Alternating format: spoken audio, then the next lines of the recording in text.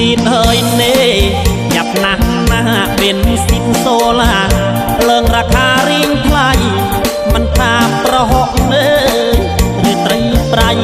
មិនថាប្រហុកនៅឬត្រីប្រៃរបស់យប់របស់ថ្ងៃវាលើងថ្លៃអុយតង់មកនេះ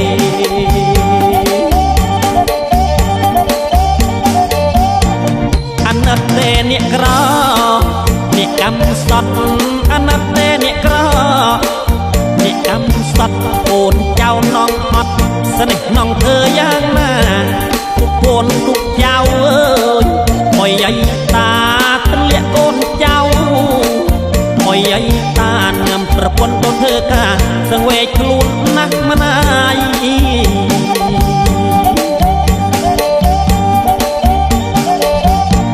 ដល់បាន